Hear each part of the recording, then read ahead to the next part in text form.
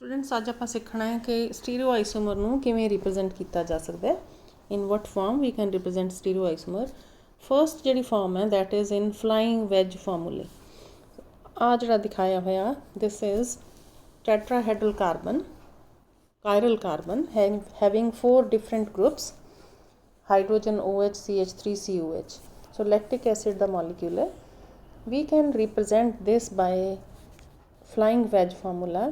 We can represent this by this formula ਜਿਹਦੇ ਚ ਅਸੀਂ ਥੋੜੀ ਜਿਹੀ ਚੇਂਜ ਕੀਤੀ ਹੈ ਕਿ hydrogen if it is held on other side of the observer, if it is projecting away from the observer, ਤਾਂ ਉਹਨੂੰ ਆਪਾਂ ਡਾਟਡ ਲਾਈਨ ਨਾਲ ਇਸ ਤਰ੍ਹਾਂ ਰਿਪਰੈਜ਼ੈਂਟ ਕਰ ਸਕਦੇ ਹਾਂ। ਤੇ ਬਾਕੀ ਦੇ ਤਿੰਨ ਜਿਹੜਾ ਸੋਲਿਡ ਲਾਈਨ ਹੈ ਇਹ ਪੇਪਰ ਦੇ ਪਲੇਨ ਤੋਂ ਉੱਪਰ ਹੈ। COH ਤੇ CH3 ਹੈ they are lying in the plane of paper, ਤੇ ਹਾਈਡਰੋਜਨ ਜਿਹੜਾ ਪਿੱਛੇ ਪ੍ਰੋਜੈਕਟ ਕਰ ਰਿਹਾ। ਸੋ ਇਹਨੂੰ ਜੇ ਅਸੀਂ ਫਲਾਈਂਗ ਵੈਜ ਫਾਰਮੂਲਾ ਦੇ ਵਿੱਚ ਰਿਪਰੈਜ਼ੈਂਟ ਕਰਨਾ ਹੋਵੇ ਤਾਂ ਇਸ ਤਰ੍ਹਾਂ ਕਰ ਸਕਦੇ ਹਾਂ ਕਿ ਆਹ ਵਾਲੇ ਤਿੰਨ ਗਰੁੱਪਸ ਬਾਈ ਹੋਲਡਿੰਗ ਦਿਸ ਬੌਂਡ ਸਟੇਬਲ, ਇਹਨੂੰ ਜੇ ਅਸੀਂ ਰੋਟੇਟ ਕਰ ਲਈਏ ਇਨ ਦਿਸ ਡਾਇਰੈਕਸ਼ਨ, CH3 ਪਿੱਛੇ ਚਲਿਆ ਜਾਵੇ, ਹਾਈਡਰੋਜਨ ਅੱਗੇ ਆ ਜਾਵੇ, ਤੇ OH ਜਿਹੜਾ ਇਹ ਵੀ ਥੋੜਾ ਜਿਹਾ ਅੱਗੇ ਆ ਜਾਵੇ। So as a result hydrogen and hydroxyl ion they move towards the observer, ਤੇ CH3 ਪਿੱਛੇ ਚਲਿਆ ਜਾਊਗਾ। ਥੋੜਾ ਜਿਹਾ ਮੋਲੀਕਿਊਲ ਹੋਰ ਪਿੱਛੇ ਨੂੰ COH ਨੂੰ ਟਿਲਟ ਕਰ ਦਈਏ ਤਾਂ ਦੋਨੋਂ group COH and CH3 they will be away from the observer, ਤੇ ਦੋ ਗਰੁੱਪਸ ਹਾਈਡਰੋਜਨ ਤੇ OH they will be projecting towards the observer. So ਇਸ ਤਰ੍ਹਾਂ ਦੀ ਸਟਰਕਚਰ ਨੂੰ ਅਸੀਂ ਇਹ ਕਹਿ ਸਕਦੇ ਹਾਂ ਕਿ if we watch this molecule from this direction, ਕਿ H ਤੇ OH ਦੇ ਵਿੱਚੋਂ ਦੀ ਜੇ ਆਪਾਂ ਦੇਖੀਏ ਇਹਨੂੰ ਤਾਂ ਆਹ ਦੋਨੋਂ ਜਿਹੜੇ ਪਿੱਛੇ ਇੱਕ ਸਟ੍ਰੇਟ ਲਾਈਨ ਦੀ ਤਰ੍ਹਾਂ ਦਿਸਣਗੇ ਲਾਈਕ ਦਿਸ, ਤੇ ਇੱਕ ਸਾਡਾ ਹਾਈਡਰੋਜਨ ਲੈਫਟ ਤੇ ਆ ਜਾਊਗਾ ਤੇ OH ਹੈ ਜਿਹੜਾ ਉਹ ਰਾਈਟ ਤੇ ਚਲੇ ਜਾਊਗਾ। ਸੋ ਇਸ ਤਰ੍ਹਾਂ ਦਾ molecule which has been shown by this formula. So ਫਰਕ ਕੀ ਪਿਆ ਕਿ ਜਿਹੜੇ now there are two groups which are present vertically. So ਆਹ ਲਾਈਨ ਹੈ ਜਿਹੜੀ vertical ਲਾਈਨ ਹੈ ਇਹਦੇ along ਪਏ ਹੋਏ ਨੇ COH and CH3, they represent the longest chain in the molecule. So carbons ਨੂੰ involve ਕਰਕੇ ਇਸ ਤਰ੍ਹਾਂ ਅਰੇਂਜ ਕਰਨਾ ਹੈ ਕਿ ਜਿਹੜੀ longest chain ਹੈ ਉਹ ਇਸ ਡਾਇਰੈਕਸ਼ਨ 'ਚ ਪਈ ਹੋਵੇ। ਸੋ ਇਹਦੇ ਨਾਲ ਹਾਈਡਰੋਜਨ ਲੈਫਟ ਹੈਂਡ ਸਾਈਡ ਤੇ OH ਜਿਹੜਾ ਉਹ ਰਾਈਟ ਹੈਂਡ ਸਾਈਡ ਤੇ ਆ ਗਿਆ। This is flying veg formula for this molecule. ਤੇ ਹੁਣ ਜੇ ਇਹਦੀ ਥੋੜੀ ਜਿਹੀ ਡਿਫਰੈਂਟ ਫਾਰਮ ਹੋਵੇ ਕਿ ਇਫ ਹਾਈਡਰੋਜਨ ਇਜ਼ ਹੇਅਰ ਤੇ CH3 ਇੱਧਰ ਹੈ ਨਾ, ਦੋ ਗਰੁੱਪਸ ਰਿਪਲੇਸ ਕਰਕੇ ਜੇ ਇਹ ਫਾਰਮੂਲਾ ਬਣ ਜਾਵੇ, ਨਹੀਂ ਇਹਦੇ ਨਾਲ ਬਿਲਕੁਲ ਹੀ ਆਪੋਜ਼ਿਟ ਹੋ ਗਿਆ। that is H on right hand side, CH3 on left hand side and OH arrangement ਉਸ ਤਰ੍ਹਾਂ ਹੀ ਆ। CH3 OH it is different ਕਿ ਇਹਦੇ 'ਚ ਤਾਂ ਅਸੀਂ ਕਿਹਾ ਸੀ CH3 H and OH ਆਹ ਸਰਕਲ ਬਣਦਾ, ਇਹਦੇ 'ਚ ਹੋ ਗਿਆ CH3 OH H then CH3. so this is different molecule than the upper one. so ਇਹਨੂੰ ਅਸੀਂ ਰਿਪਰੈਜ਼ੈਂਟ ਕਰ ਸਕਦੇ ਹਾਂ by writing, ਕਿਉਂਕਿ ਜਿਹੜਾ ਲਾਈਟੈਸਟ ਗਰੁੱਪ ਹੁੰਦਾ that is held away from the observer. ਸੋ ਹੁਣ ਇਸ ਤਰ੍ਹਾਂ ਇਹਨੂੰ ਸ਼ਿਫਟ ਕੀਤਾ ਹੈ ਥੋੜਾ, ਇਹਨੂੰ ਪਿੱਛੇ ਕਰਕੇ ਜਿਹੜਾ ਡਰਾ ਕੀਤਾ molecule that hydrogen is projecting away from the observer. so dotted line ਉਹਦੀ ਦਿਖਾਈ ਹੋਈ ਹੈ। ਬਾਕੀ ਤਿੰਨ ਗਰੁੱਪਸ ਇਸ ਤਰ੍ਹਾਂ CH3 OH COH ਦਿਖਾਤੇ ਹੋਏ ਨੇ। COH ਤੇ CH3 they are in plane of paper. OH wedge ਬਣਿਆ ਹੋਇਆ ਹੈ ਨਾ, ਥੋੜਾ ਜਿਹਾ ਸੋਲਿਡ ਦਿਖਾਇਆ ਹੋਇਆ, ਵੈਜ ਸ਼ੇਪਡ ਬੌਂਡ ਦਿਖਾਇਆ ਹੋਇਆ। This means it is projecting towards observer. ਇਹਨੂੰ ਅੱਗੇ ਦੀ ਤਰ੍ਹਾਂ ਹੀ ਜੇ CH3 ਨੂੰ ਪਿੱਛੇ ਲੈ ਕੇ ਜਾਂਦੇ ਹਾਂ, now we are looking at this part of the molecule from this direction, ਇਹਦੇ ਵਿੱਚੋਂ ਦੀ H ਤੇ OH ਵਿੱਚੋਂ ਦੀ ਜੇ ਦੇਖਾਂਗੇ ਤੇ OH ਸਾਨੂੰ ਲੈਫਟ ਹੈਂਡ ਸਾਈਡ ਤੇ ਦਿਸੂ ਤੇ ਹਾਈਡਰੋਜਨ ਹੈ ਜਿਹੜਾ ਉਹ ਰਾਈਟ ਹੈਂਡ ਸਾਈਡ ਤੇ ਦਿਸੂ। ਆਹ ਰਾਈਟ ਤੇ ਦਿਸੂਗਾ ਤੇ ਆਹ ਲੈਫਟ ਤੇ ਦਿਸੂਗਾ OH ਹੈ ਜਿਹੜਾ। So it can be written like this, hydrogen ਹੋ ਗਿਆ ਰਾਈਟ ਤੇ OH ਹੋ ਗਿਆ ਲੈਫਟ ਤੇ। ਸੋ this means these two molecules they are having different forms. ਜੇ ਇੱਕ ਰਾਈਟ ਨੂੰ ਰੋਟੇਟ ਕਰਦੀ ਹੈ ਤੇ ਦੂਜੀ ਲੈਫਟ ਨੂੰ ਕਰਦੀ ਹੈ, they are all together different, they are not same. okay, then the next molecule that can be represented is सिर्फ ਇਹਦੇ 'ਚ C2H5 चेंज हो गया होया, HOH CH3 तीनों सेम ग्रुप्स ने। so it has been written like this. ਹੁਣ ਇਹਨੂੰ ਬੇਟਾ longest chain ਹੈ ਜਿਹੜੀ it is this. so ਇਹਨੂੰ longest chain ਨੂੰ vertically ਇਸ ਤਰ੍ਹਾਂ ਰੱਖਣਾ ਹੈ। so it is placed like this. these two groups they are projected ਅਵੇ ਫਰੋਮ ਦਾ ਆਬਜ਼ਰਵਰ, ਤੇ ਅਸੀਂ ਇਹਦੇ ਵਿੱਚੋਂ ਦੀ ਇੱਥੋਂ ਦੀ ਦੇਖ ਰਹੇ ਹਾਂ ਤਾਂ ਹਾਈਡਰੋਜਨ ਲੈਫਟ 'ਤੇ ਆ ਜੂਗੀ ਤੇ OH ਹੈ ਜਿਹੜਾ ਇਹ ਰਾਈਟ 'ਤੇ ਹੋਊਗਾ। ਸੋ ਇਸ ਨੂੰ ਇਸ ਤਰ੍ਹਾਂ ਲਿਖਿਆ ਹੋਇਆ। ਤੇ ਜਿਹੜੇ ਆਹ ਦੋ ਗਰੁੱਪਸ ਨੇ ਇਹਨਾਂ ਨੂੰ ਅਸੀਂ ਸੋਲਿਡ ਵੈਜਸ ਨਾਲ ਡਰਾ ਕਰਦੇ ਹਾਂ। This means they are projected towards observer, right. ਅਗਲਾ ਮੋਲੀਕਿਊਲ, ਇਹਨੂੰ ਜੇ ਅਸੀਂ ਦੇਖਾਂਗੇ ਫਿਰ ਆਹ ਲੌਂਗੈਸਟ ਚੇਨ ਹੋ ਗਈ ਤੇ ਇਹਦੇ ਵਿੱਚੋਂ ਦੀ ਅਸੀਂ ਦੇਖਣ ਦੀ ਕੋਸ਼ਿਸ਼ ਕਰਾਂਗੇ ਤਾਂ now hydrogen is on right hand side and this is on left hand side. ਤਾਂ ਇਹਨੂੰ vertical line, dotted vertical line ਨਾਲ ਰਿਪਰੈਜ਼ੈਂਟ ਕਰਤਾ ਆਹ ਵਾਲੀ ਚੇਨ ਨੂੰ। So this is vertical line. So longest chain should be here. OH ਤੇ H ਨੂੰ ਹੁਣ ਅਸੀਂ ਦੋਨਾਂ ਨੂੰ ਵੈਜ ਨਾਲ represent करता है, solid wedge. It means these two groups are being projected towards the observer and these two groups they are away from the observer. So ਇਹ ਹੋ ਗਿਆ flying wedge formula. ਹੁਣ ਇਸੇ molecule ਨੂੰ, molecular structures ਨੂੰ ਇਹਨਾਂ ਨੂੰ ਹੀ ਇੱਕ ਹੋਰ ਤਰੀਕੇ ਨਾਲ represent ਕਰ ਸਕਦੇ ਹਾਂ ਜਿਹਨੂੰ ਕਹਿੰਦੇ ਆ Fisher projection formula, ਹੈ ਨਾ। Fisher projection formula 'ਚ ਕੀ ਕਰਦੇ ਆ ਕਿ ਇਹਨੂੰ ਅਸੀਂ simply lines ਨਾਲ represent ਕਰਦੇ ਹਾਂ। ਸੋ ਆਹ ਕੁਛ ਕੁ ਇਹਦੇ ਰੂਲਸ ਤੁਹਾਨੂੰ ਪੜ੍ਹਨੇ ਪੈਣਗੇ ਕਿ ਕਿਵੇਂ ਕਰਦੇ ਆ। ਸੋ ਇਹਦੇ ਲਈ ਹੈ ਉਸ ਤਰ੍ਹਾਂ ਹੀ ਜਿਸ ਤਰ੍ਹਾਂ ਫਲਾਈਂਗ ਵੈਜ ਫਾਰਮੂਲਾ, ਉਹਦੇ ਵਿੱਚ ਅਸੀਂ ਇਹਨਾਂ ਨੂੰ ਡਾਟਰ ਲਾਈਨ ਲਾਉਂਦੇ ਸੀ।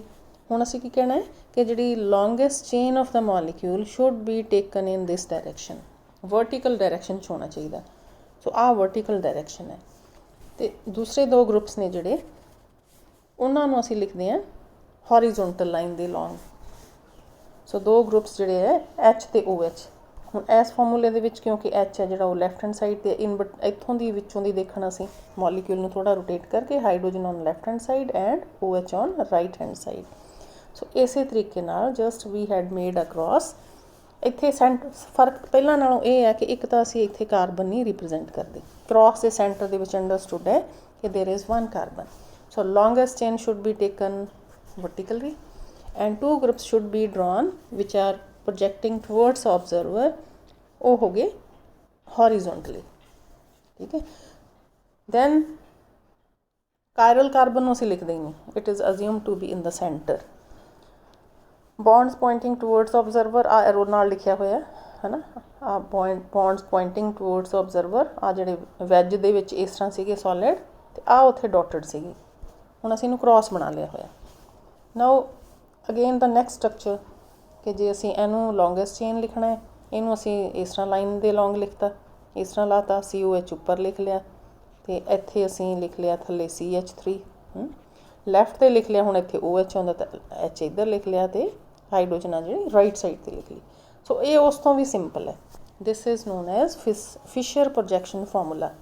ਇਹ ਹੋ ਗਿਆ ਲੈਕਟਿਕ ਐਸਿਡ ਲਈ। ਓਕੇ, ਹੁਣ ਦੋਨੋਂ ਦਿੱਤੇ ਹੋਏ ਨੇ ਸਟੀਰੀਓ ਆਈਸੋਮਰਸ, ਜਿਹੜੀਆਂ ਆਹ ਸਟਰਕਚਰਸ ਨੇ ਸਿੰਪਲ, ਇਹ ਥੱਲੇ ਵੀ ਰਿਪਰੈਜ਼ੈਂਟ ਕੀਤੀਆਂ ਹੋਈਆਂ। ਸੋ ਦੀਜ਼ ਟੂ ਫਾਰਮੂਲੇ ਆਰ ਫॉर, ਇੱਕ ਪਾਸੇ ਹਾਈਡਰੋਜਨ ਲੈਫਟ 'ਤੇ ਹੈ ਅਤੇ ਇਹਦੇ 'ਚ ਜਿਹੜੀ ਹਾਈਡਰੋਜਨ ਆ ਰਾਈਟ 'ਤੇ ਹੈ। ਬਾਕੀ ਅਰੇਂਜਮੈਂਟ ਸੇਮ ਹੀ ਹੈ ਤਕਰੀਬਨ, H ਅਤੇ OH ਦਾ ਹੀ ਫਰਕ ਹੈ। ਅੱਛਾ, ਹੁਣ ਇਹ ਹੈ ਕਿ ਅਸੀਂ ਕਿਵੇਂ ਪਤਾ ਲੱਗੂਗਾ ਕਿ ਦੀਜ਼ ਟੂ ਕਨਫਿਗਰੇਸ਼ਨਸ ਔਰ ਦੀਜ਼ ਟੂ ਫਾਰਮੂਲੇ ਦੇ ਰਿਪਰੈਜ਼ੈਂਟ ਦਾ ਸੇਮ ਆਈਸੋਮਰ ਔਰ ਡਿਫਰੈਂਟ। ਅੱਛਾ, ਹੁਣ ਜੇ ਅਸੀਂ ਇੱਕ ਮੋਲੀਕਿਊਲ ਨੂੰ, for example if this is the molecule, ਆਹ ਅਸੀਂ ਮੋਲੀਕਿਊਲ ਲੈ ਲਿਆ ਹੋਇਆ, ਜੇ ਇਸ ਨੂੰ 180 'ਤੇ ਰੋਟੇਟ ਕਰਦੇ ਹਾਂ, 180 'ਤੇ ਰੋਟੇਟ ਇਸ ਤਰ੍ਹਾਂ ਕਰਦੇ ਹਾਂ ਕਿ ਜਿਹੜਾ ਆਹ ਗਰੁੱਪ ਹੈ ਇਹ ਤਾਂ ਇੱਥੇ ਆ ਜਾਊਗਾ, ਹੈ ਨਾ, CH3 ਇੱਥੇ ਚਲਿਆ ਜਾਊਗਾ ਅਤੇ ਇਸੇ ਤਰ੍ਹਾਂ ਹੀ ਜਿਹੜੇ ਬਾਕੀ ਗਰੁੱਪਸ ਨੇ ਸਾਰੇ ਦੇ ਸਾਰੇ ਸ਼ਿਫਟ ਹੋ ਜਾਣਗੇ। COH ਥੱਲੇ ਆ ਗਿਆ, ਇਵੇਂ ਜਿਵੇਂ ਆਹ ਦੋ ਗਰੁੱਪਸ ਨੇ, OH ਇੱਧਰ ਚਲਿਆ ਜਾਊ, H ਇੱਥੇ ਆ ਜਾਊਗਾ। ਸੋ ਅਕਰੋਸ ਦਾ ਲਾਈਨਸ ਦੋਨੋਂ ਗਰੁੱਪਸ, ਪਹਿਲਾਂ ਤਾਂ ਅਸੀਂ ਇਹਨਾਂ ਦੋਨਾਂ ਨੂੰ ਦੇਖ ਲਿਆ ਕਿ CH3 ਅਤੇ COH ਦੋਨਾਂ ਦੀ ਪੋਜੀਸ਼ਨ ਫਰਕ ਹੋ ਗਈ। ਹੁਣ ਇਹਦੇ 'ਚ COH ਥੱਲੇ ਆ ਗਿਆ। ਇਸੇ ਤਰ੍ਹਾਂ ਹੀ ਹਾਈਡਰੋਜਨ ਆ ਜਿਹੜਾ ਉਹ ਚਲਿਆ ਗਿਆ ਰਾਈਟ ਹੈਂਡ ਸਾਈਡ 'ਤੇ 180 ਅਤੇ ਆਹ 180 'ਤੇ ਇੱਧਰ ਆ ਗਿਆ। ਸੋ ਵੀ ਹੈਡ ਰਿਟਨ ਦਿਸ ਸਟਰਕਚਰ। ਹੁਣ ਇਹ ਦੋਨੋਂ ਸਟਰਕਚਰ ਸੇਮ ਨੇ, ਜਿਹੜੀਆਂ ਆਹ ਦੋਨੋਂ ਰਿਪਰੈਜ਼ੈਂਟ ਕਰਦੀਆਂ ਨਾ, ਜਦੋਂ 180 'ਤੇ ਰੋਟੇਟ ਕਰਦੇ ਹਾਂ we get the same isomer, same enantiomer. So this means ਜੇ ਇਹਨੂੰ ਅਸੀਂ ਕਹਿੰਦੇ ਹਾਂ this is minus lactic acid, ਤਾਂ ਆਹ ਰਾਈਟ ਵਾਲਾ ਜਿਹੜਾ ਇਹ ਵੀ ਮਾਈਨਸ ਲੈਕਟਿਕ ਐਸਿਡ ਹੈ। ਅਸੀਂ ਬਾਅਦ 'ਚ ਦੇਖਦੇ ਹਾਂ ਰੂਲਸ ਦੇ ਵਿੱਚ ਜਾ ਕੇ ਕਿ ਕਿਵੇਂ ਪਤਾ ਲੱਗੂਗਾ।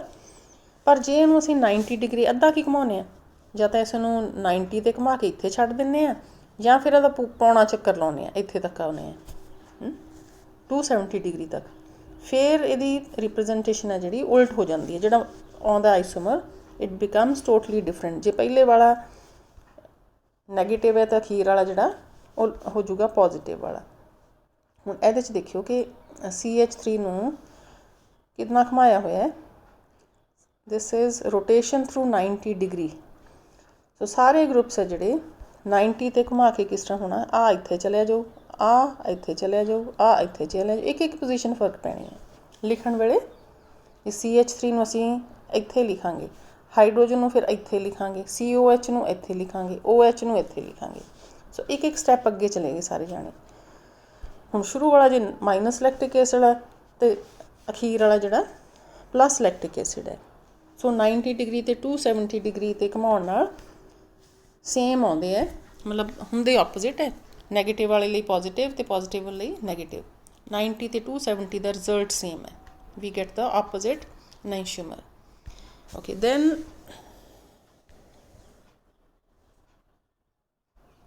जे दो ग्रुप्स की, अच्छा एक तो यह है कि 180 ते सेम रह जाता है, 90 या 270 ते उन्होंने चेंज करने वाल position we get the different isomer. हुण जे पोजीशन बेटा एक बारी चेंज करते हैं, दो ग्रुप्स की पोजीशन जे असी रीशफल कर दें। फॉर एग्जाम्पल आ दसिया है minus lactic acid left hand side पर H है जिहदे, इनू असी इंटरचेंज कर दें दो की पोजीशन। हुण किहदी हाइड्रोजन ते OH की की हुई है ना, सिर्फ दो ग्रुप्स की, आ इधर भेजता तो आ इधर भेजता, जस्ट 2 ग्रुप्स इंटरचेंज किए है तो वो नाल उल्ट फॉर्म आ जाती है। जो पहला माइनस लैक्टिक एसिड है तो दूसरे वाला प्लस लैक्टिक एसिड आता, तो उस फॉर्म के लैके जाने लई नैगेटिव माइनस लैक्टिक एसिड जाने लई फिर एक बारी इंटरचेंज करनियाँ पैणगियां। सेम नहीं करांगे, हुण असीं ऐ नहीं करांगे कि इन्हां नूं करता या इन्हां नूं करता। सो इनू तो चेंज करांगे ही नहीं, है ना, ਜਿਹੜੇ एक बारी चेंज कर लिए इन्हों नहीं करांगे।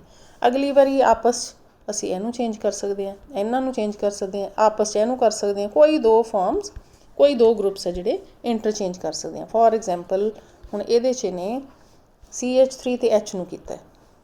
सो if we change their positions, दो चेंजिस करतियां तो we get the same form. Minus lactic acid तो एक बारी दो ग्रुप्स चेंज करते, फिर असी दो फिर चेंज करते, दो इंटरचेंजिस ने जड़ियाँ दे give us the same isomer. So the net result is, it is quite evident from above that one interchange is equivalent to rotation by 90 degree or 270 degree, while two interchanges are equivalent to rotation by 180 degree.